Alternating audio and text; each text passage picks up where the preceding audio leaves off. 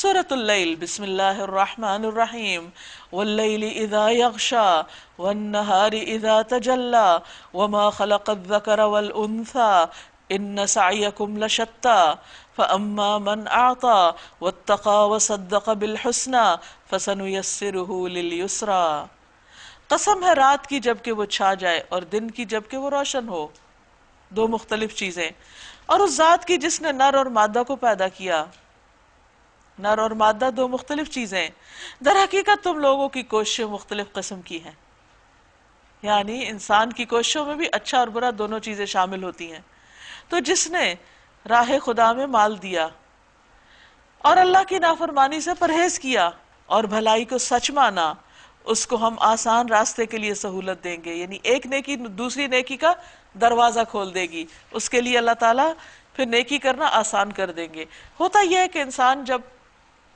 کوئی ایک نیکی کا کام دیکھتا ہے اور اس کو اپنے لیے بہت مشکل سمجھتا ہے تو وہ اگلی نیکی تک پہنچ نہیں سکتا،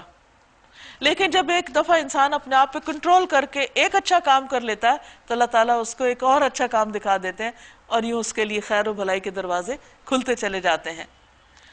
اس کے برعکس وَأَمَّا مَن بَخِلَ وَاسْتَغْنَىٰ، جس نے بخل کیا، دل بھینچ لیا، وہ کام نہ کیا جو اللہ نے چاہا اس سے، اور اپنے رب سے بے نیازی برتی، اس کی بات سن کے نہ دی،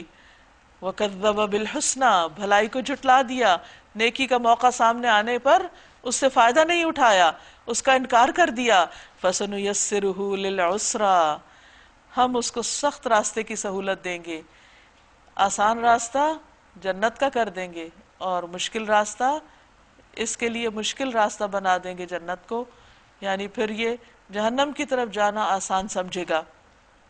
اور اس کے لیے بظاہر دنیا میں جو وہ کام کر رہا ہوگا، جو وہ سہولت کے ساتھ کر رہا ہے اپنی مرضی اور خواہشات پہ چلنے کا، لیکن آگے جا کے اس کے لیے سخت مشکلات کھڑی ہوں گی۔ وَمَا يُغْنِي عَنْهُ مَالُهُ إِذَا تَرَدَّىٰ، اور اس کا مال آخر اس کے کس کام آئے گا جب کہ وہ ہلاک ہو جائے گا، یعنی دنیا میں اس سے نیکی کرنے کی توفیق چھین لی جائے گی اور آخرت میں اس نے جو دنیا اکٹھی کی ہوگی وہ اس سے لے لی جائے گی، اس کے کسی فائدے کی نہ ہوگی۔ ان علینا للہدا، بے شک راستہ بتانا ہمارے ذمہ ہے، یعنی ہدایت اللہ ہی دیتا ہے۔ وَإِنَّ لَنَا لَلْآخِرَةَ وَالْأُولَىٰ، اور در حقیقت آخرت اور دنیا دونوں کے مالک ہم ہی ہیں۔ فَأَنذَرْتُكُمْ نَارًا تَلَظَّىٰ، میں نے تم کو خبردار کر دیا بھڑکتی ہوئی آگ سے۔ لا يصلاها الا الاشقى، اس میں نہیں جھلسے گا مگر وہ انتہائی بدبخت۔ الذي كذب وتولى، جس نے جھٹلایا اور منہ پھیر گیا،